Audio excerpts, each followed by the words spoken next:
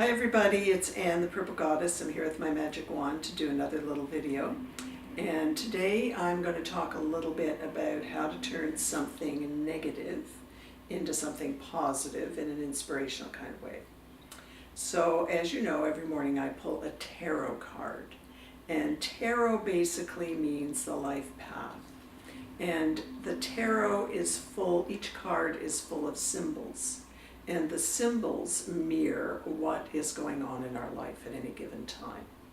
So yesterday I pulled a card and I knew right away that I didn't like the card that I pulled. This rarely happens, but sometimes it does. And in a moment of denial, after I pulled this card, I decided I didn't like it and that I was going to pull another card, which I did. And the other card made me feel really good. This morning, I shuffled the deck and I pulled a card, and it was the same card that I pulled yesterday. And I knew right away that I had to face the truth of what the card was saying to me. So I'm going to show you the card, which is the Ten of Swords. This is kind of a difficult card to look at, as you can imagine. Here's a person lying flat on the ground with 10 swords stabbing him or her in the back. This was a shock when I pulled it yesterday, and today, when I pulled it again, I was aware that there was a message from the universe that I had to pay attention to. So I really studied the card, and it represented a particular issue in my life. It's not important what the issue is, but all I can say is it's not a life-threatening issue. It's something that basically has put me to the ground, and the invitation is for me to take a look at it and to get back up. So the really beautiful thing about this card is if you look at it carefully, you see all the negative things, all the swords stabbing somebody in the back. There's a little trickle of blood maybe that's coming out of somebody's mouth.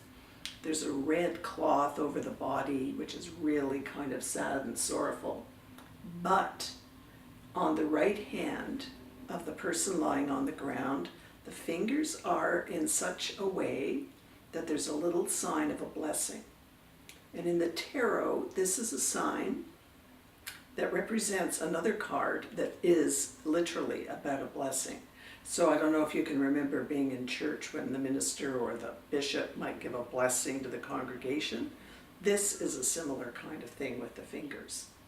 So when I took a look at this, I started to laugh, and I realized that no matter how difficult something is that we're facing, we need to look at that little finger and see where the blessing is. So I immediately went back to my childhood to think about where I could get some inspiration for this tarot reading today. And I went back to grade 1, where I had a terrible teacher, Miss Stevenson. And Miss Stevenson was all about, writing, printing beautifully in the lines in your little notebook. And she would keep me in school after hours because I didn't print perfectly. She was about reading, writing, and arithmetic perfectly.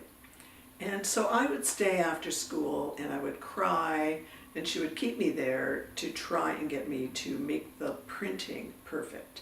And it was a terrible experience. It was like this card. I was just flat down with fear.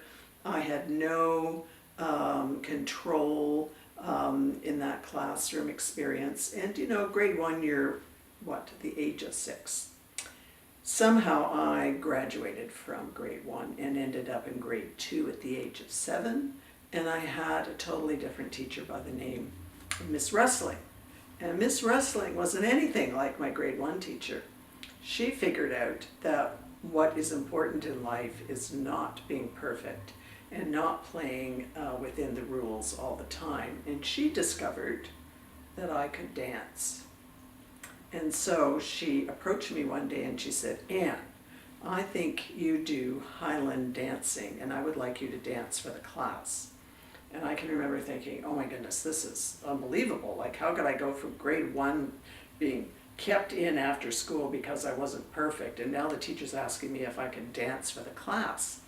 And so she wrote a letter to my mom, and I came back to school one day with my kilt and my Highland Fling costume with the big scarf, and the day came and Miss Rustling said to me, "Okay, Ann, now what you have to do is I want you to stand on the desk and do your dance for the class." And with all the confidence in the world, I got up on a chair and got up on the desk and danced the Highland Fling. And at the end, all the kids clapped, and there were teachers and parents that were in the hallway that were watching me dance, and they clapped too. So this is an amazing transformation that I had, and maybe you've had too, from having an experience with one teacher that was really negative and then going into a much more positive experience. So the two lessons I'm taking away from this are, that I want to share with you today, is lesson number one is, first and foremost, if you want to live an inspired life, you need to face the truth about your life, which I had to do with this card this morning.